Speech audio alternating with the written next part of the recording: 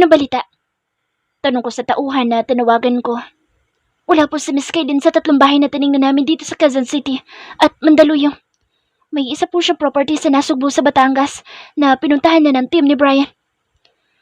Halos hilahin ko ng oras at minuto lumipas sa paghihintay. Bumaba ako dito sa sala para tingnan saglit ang sitwasyon ng burol ng aking ina. Finally nagawa ko. Sa loob ng oras na itinakda ko ay nalaman ko ang totoo at ang utak sa pagkamatay ng nanay ko. Kapag sigurado na ako sa lokasyon kung saan nandoon si Kaylin, ay mananagot si Miracle sa akin. Parurusahan ko siya ng husto hanggang sa siya na mismo ang humiling na ihatid ko na siya sa impyerno. Hindi ko binalikan si Miracle sa silid gaya ng pangako ko dito.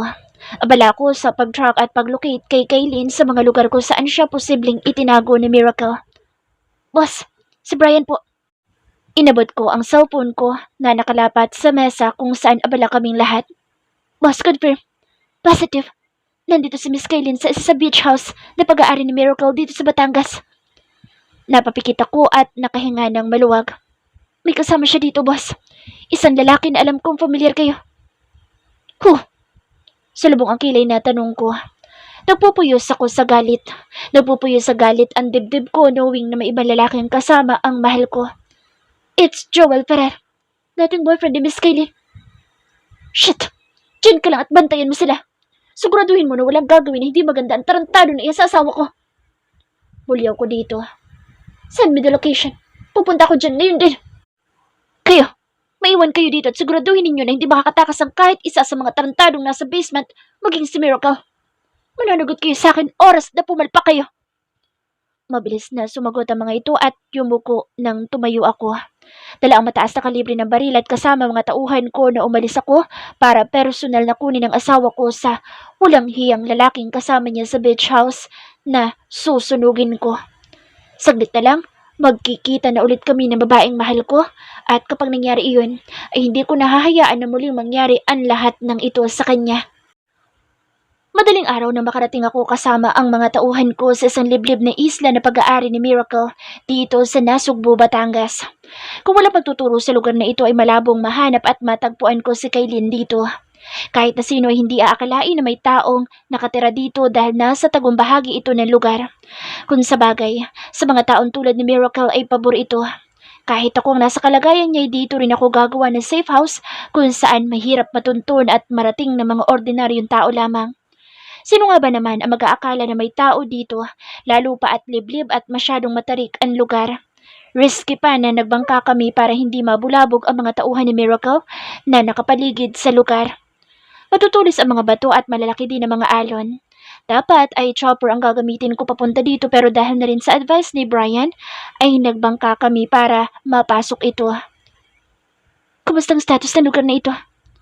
Tanong ko nang makalapit kay Brian. 2 lang po ang tao sa bahay. Si Miss Kaylin at ang lalaking kasama niya. Pero maraming armadong tauhan sa Miracle na nakapaligid sa lugar na ito. Mukhang dito ang pugad niya at may personal army siya na nandito. Sige, ako ang papasok sa loob ng bahay. Maiwan kayo at i-cover mo ako. Sabi ko. Mabilis na nagplano ang grupo ko kung paano ang exit na gagawin namin oras na ma-rescue ko si Kaylin. Mahirap ipagsapalaran ang kondisyon nito lalo pa at risky ang matakot. Lalo na ang mapagod kung gagamitin ko ang bangka. Make sure na nakaready ang chopper. Utos ko matapos lagyan ng silencer ang baril na hawak ko. Let's move. Kailangan natin na makuha ang asawa ko nang walang kahit anong galos at ligtas. Mabilis na tinakbo namin ng mga tauhan ko ang bahay kung saan nandoon si Kaylin. Good thing na wala itong kahit na anong bako dahil tiwala. Marahil si Miracle na walang makakatuntun sa kanila dito sa isla. Go! Matigas na utos ko sa tauhan na kasama ko matapos humingi ng permiso na buksan ng pintuan. 3 kaming pumasok since 2 lang sila ni Kaylin dito kasama ang lalaking nagdala sa kanya sa lugar na ito. Pinaiwan ko sa paligid ang kumalat ng mga tauhan ko. Para siyang proteksyon namin, oras na maalarma at umatake ang mga armadong tauhan ni Miracle na nandito sa isla. Masyadong tuso ang babaeng iyon pero malas niya na mas mautak ako sa kanya. Kung inakala niya na pagkatapos ng lahat ay ganoon na lang kadali na tanggapin ko siya, ay nagkakamali siya dahil nagsisimula pa lang ako. Bago sumikat ang araw, mananagot siya sa mga kamay ko. oras na makabalik ako sa mansyon kung saan nakahanda na ang parusang naghihintay sa kanya. Madilim ang buong kabahayan na makapasok kami. Iniisa-isa kong binuksan ang pintuan at natuntun ko ang silid kung saan payapang natutulog ang mahal ko. Wala siyang kaalam-alam na nasa tabi na niya ako at nakatitig sa kanya habang malakas na kumakabog ang dibdib ko. Namiss ko siya ng sobra. Ilang araw ko din siyang hindi nakita. Matapos na isagawa ko ang plano ko laban kay Sandoval pero nagkamali ako dahil sa pag-alis ko ay siya namang atake sa amin ni Miracle na isa din palang anak ni Fabio. Humanda sila oras na makuha ko ang mahal ko dahil babalikan ko pa sila. Hindi pa ako tapos maningil sa mga kasalanan nila dahil oras na bumalik ako at magharap kami ay sinisigurado ko na katapusan na nilang tatlo. Pasalamat sila sa ilang oras na ibinigay ko para mabuhay sila dahil ni minsan hindi ko ginawa ito sa mga taong may kasalanan at atraso sa akin.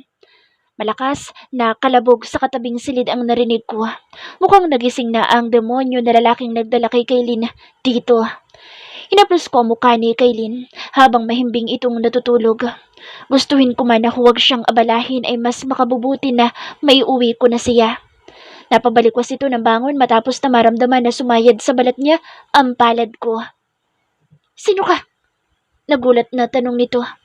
"Baby, it's me." Mahinang bulong ko dahil ayoko na gumawa siya ng ingay na maaaring maging dahilan para maalarma ang mga kalaban namin. "Bakit nandito ka? Anong ginagawa mo dito?" Matigas na tanong nito. "Para iligtas ka. Let's go." "Hindi ligtas sa'yo lugar na ito. Marami mga nagkalat ng mga armadong tauhan sa Miracle sa isla na ito at mas mapanganib na magtagal tayo dito." Mahinahon na paliwanag ko pero hindi kumibo si Kaylin. "Hindi ko kailangan ng tulong mo, lalo na ang iligtas ako. Umalis ka na!" Matigas na sagot nito sa hinila ang kumot at tinalikuran ako. "Huwag nang matigas ang ulo mo. Bumangon ka na dyan at sumama ka sa akin." Mahinahon na pakiusap ko. Ni hindi ako nito nilingon at walang kibo sa posisyon niya si Kaylin. Nagtataka ako kung bakit ganito ang reaksyon niya gayon dapat ay masaya siya na natuntun ko kung nasaan siya at higit sa lahat ay maililigtas ko siya sa panganib at mga kalaban namin. "Baby, mamaya na natin pag-usapan ng tungkol dito. Ang mahalaga ngayon ay makaalis tayo dito ngayon din." "Kaylin!" Tawag ko dito dahil dadma lang ito at halatang walang pakialam sa naririnig na sinabi ko. "I'm saying for this for the last time. Get up! Umuwi na tayo." Nagtitimpi na sabi ko. Mukhang baliwala sa kanyang kaligtasan nila ng mga anak namin. Nalaso na siguro ng gagong kasama niya ang utak ni Kaylin. O kaya naman ay na-brainwash ito ni Miracle. Kaya ganito ang pakikitungo nito sa akin ngayon. Mas lalo lamang kumulo ang dugo ko. Talagang mapapatay ko ang demonyitang babaeng iyon. Hindi ko alam kung anong ginawa at sinabi niya para magkaganito si Kaylin dahil alam ko na ayos ang lahat sa amin nang iwan ko ito bago ang transactions ko kay Mariel. "Hindi ka bingi para hindi mo marinig ang sinabi ko. Umalis ka na dito." Pagtataboy ni Kaylin sa akin pero hindi ako nakinig. Ang iwan siya dito ang bagay na hindi ko gagawin. Magkamatayan na pero hindi ko aalis nang hindi siya kasama. "Bitiwan mo ako!" Malakas na sigaw nito nang basta ko nalang hilahin ang kumot sa katawan nito at buhatin. Kahit pa nagpupumigla siya. Nagbibingi-bingihan ako sa mga naririnig ko na pagmumura ni Kaylin na ngayon ko lang narinig sa kanya. Hahayaan ko muna siya at sa bahay kami mag-uusap na dalawa. Malalakas na putok ang bumungad sa amin nang makababa kami ng hagdan. Nadatnan kong nakaluhod at may posa sa likod ang lalaking kasama ni Kaylin dito habang may busal ang bibig nito. "Dali niyo ang gagong yan." Matigas na utos ko. "Taka, anong gagawin mo kay Joel?" Natataranta na talong ni Kaylin. Lalo lamang uminit ang ulo ko at nag-aapoy ang mga mata ko sa galit sa lumabas na tanong nito. Mas concerned pa siya sa kaligtasan ng animal na nasa harap ko kaysa sa mga anak namin na posibleng mapahamak kapag nagtagal pa kami dito. "Kapag pumalag ang gagong iyan, barilin niyo sa ulo." Utos ko sa tinalikuran habang buhat ko si Kaylin na sinusuntok ako sa likuran matapos kagatin ang balikat ko. "Kapag hindi ka tumigil at may nangyaring masama sa mga anak ko, makikita mo." Matigas na sabi ko. "Walang hiya ka! Gago ka! Ang kapal na mukha mo na magpakita sa akin ngayon, nabwisit ka!" Galit na bulyaw nito. "Akala mo takot ako sa'yo, nagkago ka?" Napapikit na lang ako. Langya, mas matindi pa sa mga putok ng baril ang bibig ngayon ng asawa ko. Makikita talaga ni Miracle ang hinahanap niya pagbalik ko. Boss! Salubong ni Brian na nakakover sa akin habang kasunod ko na hatak ng mga tauhan ko ang lalaking nahuli naming kasama ni Kaylin. Kill all of them at huwag kayo magtitira na kahit na isa. Puno na ako. Mas matindi ngayon ang galit ko matapos ang pinagsasasabi sa akin ni Kaylin. Binaba ko ito sa dalampasigan at mahigpit na hawak ko ang braso nito dahil kanina pa ito nagpupuyo sa galit at sinisipa ako. Where the hell is the chopper? Naubusan ng pasensya na tanong ko. 5 minutes, boss. Sagot ni Brian. Tangya, masyadong matagal ang 5 minutes na sinasabi mo. Saan bundok magaling at naglanding ang walang hiyang helicopter na iyan? Lalo lamang nag-init ang ulo ko sa sagot ni Brian dahil kritikal ang sitwasyon namin.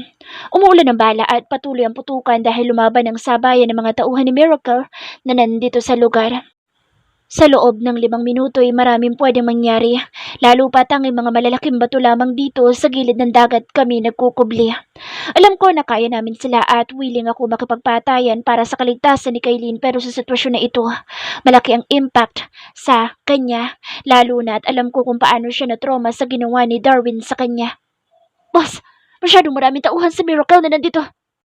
Hindi namin inaasahan na bukod sa pag-aari niya ang lugar na ito, ay ginawa niya rin itong pugad ng mafia na lihim na itinayo niya.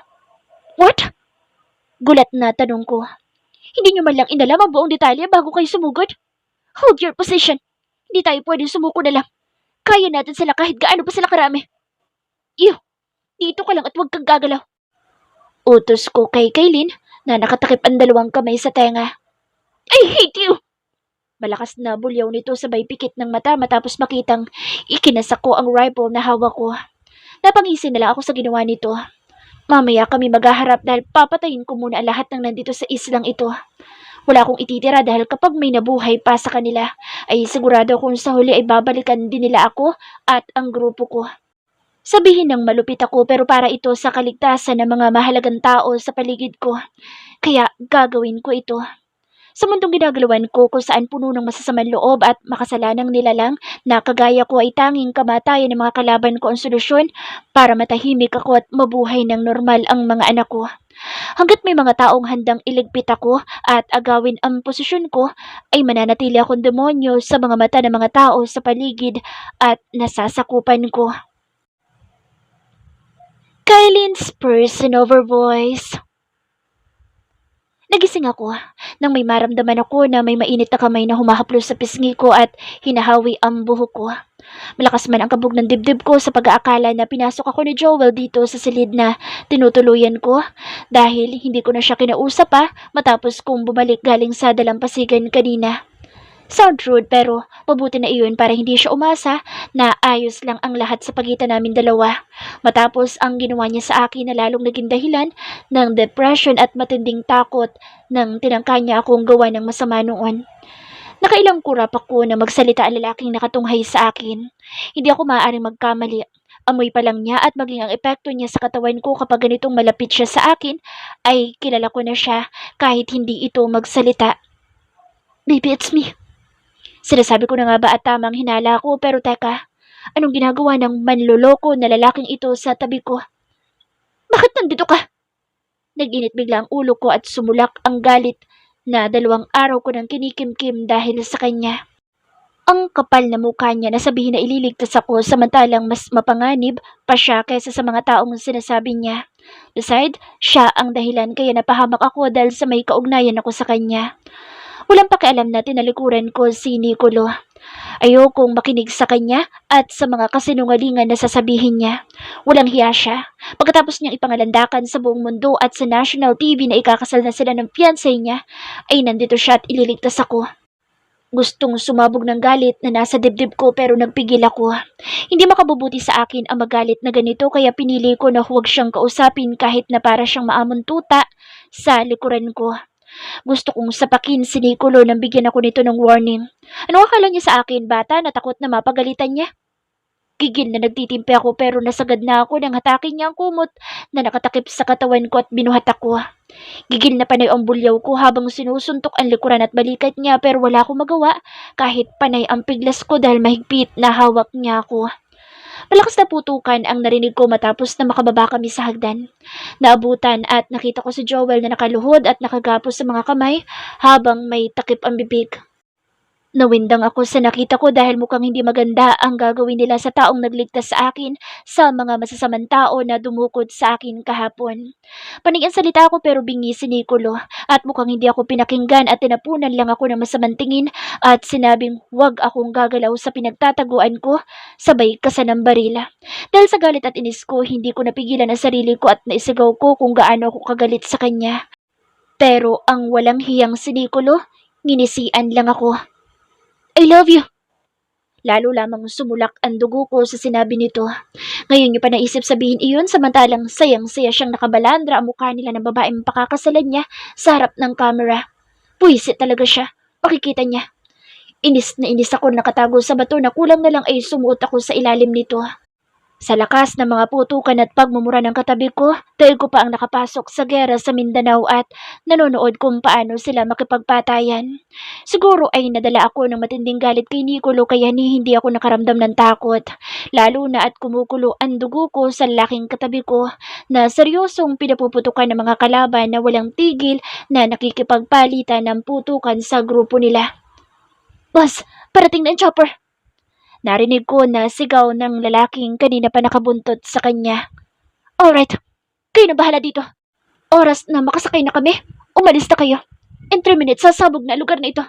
Activate the bomb. Now! Sigaw ni Nicolo. Mabilis na sinunod ng mga aliporas nito ang utos at may pinindot sa cellphone na hawak. Let's go! Sigaw pa ulit nito na iwinasiwas ang kamay. Mabilis na nahatak ako dito at patakbo na hatak pasakay sa chopper na naghihintay sa di kalayuan kung saan may mga tauhan din sa Nicolo doon na nakikipagpalitan ng putok sa kalaban. Dahil ko pa ang bida sa teleserye sa TV. Ganitong ganito iyon, yung eksena ni Cardo Dalisay sa Ang Probinsyano kapag may bakbakan. Feeling alyana tuloy ako na iniligtas ni Cardo. Ang kaibahan nga lang imbis na pulis, mafia leader itong akala mo'y hari na utusan ang lahat. Go! Sigaw nito nang nakaupo na ako at mabilis na kinakabitan ng seatbelt. Hindi nga ito naupo at nakatayo na nagpapaputok sa kalaban habang paakyat paitaas ang helicopter. Dahil ko pa ang pinaikot sa kinauupuan ko dahil nahihilo ako lalo na at ito ang unang beses na sumakay ako sa helicopter. Tapos ganito pa ang experience ko. Kasumpa-sumpa talaga itong Nicolo na ito. Makikita niya mamaya. Napapikit ako nang naramdaman ko na para ako nasa roller coaster. Pagdilat ng mata ko ay nasa taas na kami at nakaupo na si Nicolo sa tabi ko. Hindi nakaligtas sa akin ang sunod-sunod at malalakas na pagsabog pero wala na akong pakialam. Expected ko na ito na hindi nagbibiro si Nicolo nang iutos niya na pasabugin ang lugar. Nakapangihinayang ang ganda ng beach at bahay ni Joel. Nasayang lamang ito dahil daig pa ni Nicolo ang ipo-ipo na manalasa sa bawat lugar na madadaanan. Masyado siyang mapanganib pero kahit ganoon ay hindi ako natatakot sa kanya. Bahala siya sa buhay niya. Buwisit siya. Akala niya ba hindi ko alam at nakita ang panloloko niya sa akin? Makikita niyang hinahanap niya kapag nakababa na kami dito. Para akong mabangis na leyon ngayon na handang manlapa ng kapwa. Sa tindi ng pinagdaanan ko ay lalo lamang kumukulo ang dugo ko. Kasalanan ni Nicolo kung bakit ako nasabak sa ganito. Gago talaga siya. Sobra akong naiinis sa kanya. Ayos ka lang ba, baby? Tanong nito sa tabi ko pero inirapan ko lang siya. Pa-baby-baby pa siya. Samantalang sayang-saya siya na may fiancé siya. Ano bang pakialam ko sa kanya? Magsama sila ng babaeng gusto niya. Hey, huwag ka na magalit, please. Sabi pa nito sabay kabig sa akin at hinalikan ako sa ulo. Masyado siyang malandi. Wala nga siyang pakialam na may kasama kami dito sa chopper niya kung makaling kiss. Paano kung makarating ito doon sa fiancé niya? Dahil sa susunod na mararanasan ko, ay susugurin ako at may mananabunot sa akin. Ayokong umuwi sa bahay mo, Nicolo. Malakas na bulyaw ko dito. Saglit na natahimik ito at bumuntong hininga. Okay, sagot nito. Change the route. Sa bahay ko sa Quezon City tayo. Ayoko doon. Ayokong umuwi sa kahit saan na bahay mo. Gigil na bulyaw ko. Natigilan ang mga kasama namin at walang kahit isa ang nagtangka na magsalita. Samantalang napahilot sa sentido ang lalaking katabi ko. Alright, saan mo gustong pumunta? Tanong nito. Saan nga ba? Wala naman akong bahay na mauuwian maliban sa flower shop na hindi ko alam kung tatanggapin pa ba akong tumuloy doon dahil matagal na akong hindi pumapasok simula na isama ko ni Nicolo ng usapan saglit lang pero heto, ngayon at nakasunod pa rin ako sa kanya kahit saan siya pumunta. Baby, huwag mo ko kakausapin, baka ihulog kita dyan. Nagiinit ang bunbunan na sigaw ko. Inis na inis ako sa tuwing tila maamuntupa na tatawagin niya akong baby niya. Leche siya talaga. Kala niya siguro hindi ko napanood ang palabas niya. Nagkukot-kot ang kalooban na nakasimangot akong naupo nang walang pakialam sa mga kasama nito. Bahala na sila kung saan sila bababa pero paglapag nito ay kanya-kanya na kami at hindi ako papayag na diktahan ako ni Nicolo. Sa safe house ko sa Laguna tayo. Seryoso at matigas na utos ni Nicolo sa piloto. Hindi ako umimik. Hihintayin ko na lang na lumapag kami dahil wala akong magagawa ngayon na nasa himpapawid maliban sa tumalon kung ayaw ko ng mabuhay. Wala din naman kasing kwenta kung titingin ako sa baba dahil madilim ang paligid dahil kahit yata buwan at bituin na takot na magpakita sa mga kasama ko. Hindi ko alam kung saan kami lumapag. Masyadong madilim ang paligid at wala akong maaninag. Mabuti na lamang at may ilaw dito sa bahay na niwala yatang kapitbahay. Tingin ko rin malapit kami sa dagat lalo na at narinig ko rin ang kaparehong hampas ng alon gaya doon sa lugar na pinagdalhan sa akin ni Joel. Kumusta na kaya ang isang iyon? Sa tingin ko'y hindi na rin siya mabubuhay ng matagal lalo na't hawak siya ng tauhan ni Nicolo. Buwisit siya, hindi man lamang nagtanong. Dapat nga pasalamatan ko siya dahil niligtas niya ako pero heto, nadamay pa siya sa gulo ng buhay ko dahil tinulungan ako ni Joel. Kahit naman may hindi siya magandang ginawa sa akin noon ay na-appreciate ko ng sobra ang pagliligtas niya sa akin. Pero ano nga bang aasahan ko kay Nicolo? Wala naman talaga siyang pakialam sa akin dahil ang totoo, isa lang ako sa mga babaeng nilandi niya pero sa huli magpapakasal siya sa iba. Matulog ka na ulit. Hindi ko ito pinansin at tuloy-tuloy na sumampa sa kama. Wala akong pakialam sa sasabihin niya dahil sigurado akong peke na naman ang concern na ipinapakita niya. Agad na hinila ko ang kumot at namaluktot pero natigilan ako nang maramdaman ko na nahiga sa tabi ko si Nicolo at niyakap ako. Sinabi ko ba na pwede kang tumabi sa akin ha, Nicolo? Inis na tanong ko habang nakasamangot. Bakit hindi? Ano bakit hindi? Dahil babae mo ito kaya gusto mo na sumunod lang ako sa'yo? Nakataas ang kilay na tanong ko sabay bangon. Baby, hindi ganoon. Matulog muna tayo please. Bukas na tayo mag-away. I'm so tired and sleepy. Pakiusap nito pero hindi niya ako madadala sa drama at paobs niya. Doon ka sa labas matulog. Sinabi ko na sa'yo na ayoko makita ka kahit ng anino mo, di ba? Singhal ko dito.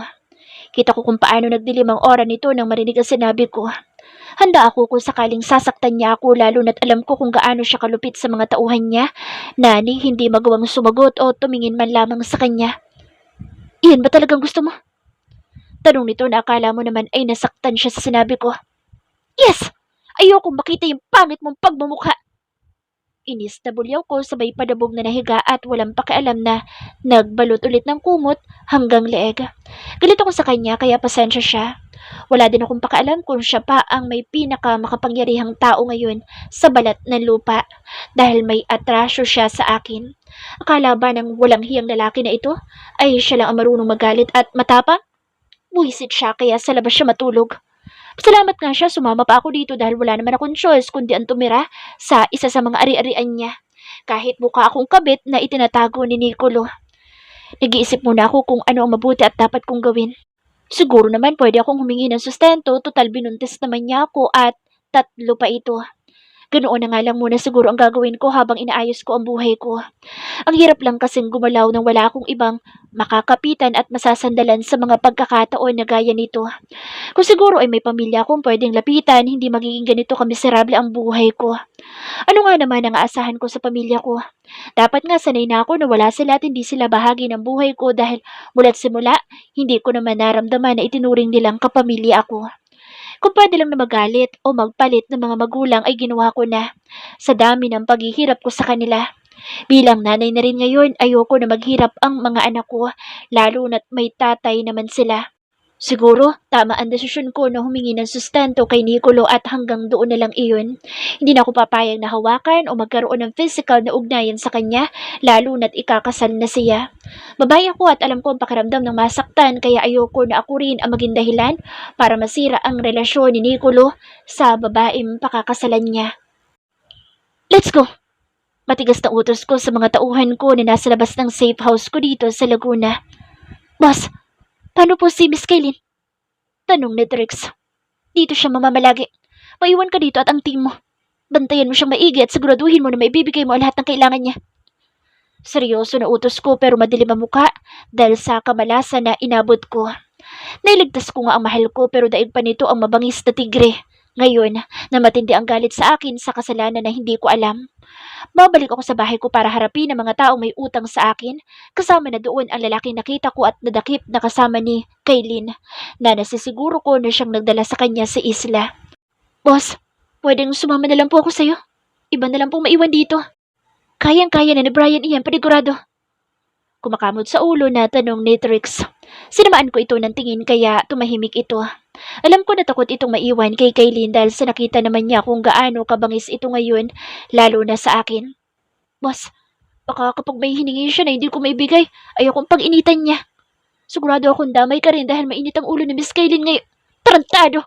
Hinihingi ko bang opinyon mo? Pikon na nasa pako ito. Kilalaking tao ay masyadong madaldal. Nakita na nga niyang pinalayas ako ni Kaylin tapos ipapamukha pa niya sa akin. Kayo, maiwan kayo dito. Just make sure na walang makakalapit na kahit na sino sa asawa ko, lalo na ang hahayaan siyang makalabas dito sa safe house. Matapos sabihin iyon ay sumakay ako ng sasakyan ko. Wala na akong pakaalam kung sumama sila o maiwan dito dahil ang mahalaga ngayon ay makabalik ako sa mansyon dahil may sisingilin ako. Mabilis ang takbo ng sakyang minamaneho ko. Hindi ko kailangan ngayon ng driver dahil gusto kong mapag-isa at baka makabaril na naman ako ng tauhan oras na tatanga-tanga siya. Sa bilis ng patakbo ko, ni hindi ko nga alam kung nakasunod pa ba sa akin ang ilan sa bodyguard at tauhan na kasama ko. Madilim ang mukha na pumasok ako ng bahay. Nalampasan ko lang ang burol ng mommy ko dahil hindi ko pa siya kayang harapin sa ngayon. Brian, dalhin mo lahat sa basement ang mga bihag ngayon din. Utos ko na mabilis nitong sinunod. Naon na siya dito matapos dalhin kanina ang dating boyfriend ni Kaylin na siyang naging kasama niya sa isla sa loob ng ilang oras. Demonyo ka!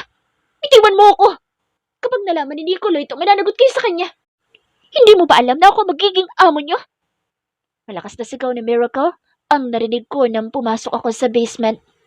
Boss, kompleto na po sila. Hindi ako sumagot pero dala ko at hawak ng mahigpit ang latigos sa kamay ko. Nakahilera ang mga ito habang nakatali ang mga kamay at paa. Nicolo, ano ibig sabihin nito? Tanong ni Miracle nang makita ako. Ipinilig ko ang ulo ko, tanda ng utos kay Brian na alam na nito ang susunod na gagawin dahil nagtititili si Miracle habang pinagpupupunit nito ang damit na suot ng babaeng ilang minuto na lang ang itatagal sa mundo ang buhay. Tiningnan ko ang lupaypay na si Rogie. Alam kong nangihina na ito dahil sa tama ng bala sa katawan. Pareho ni Fabio Sandoval na nasa sulok na lumaylay na ang ulo pero may malay pa ito. Pinindot ko ang bell button sa gilid at bumukas ang nakakasilaw na ilaw na ngayon ay nakatutok sa 4 na taong ihahatid ko sa impyerno. Pumasok ang lahat ng tauhang kasama ko nakahanda sa susunod na plano ko.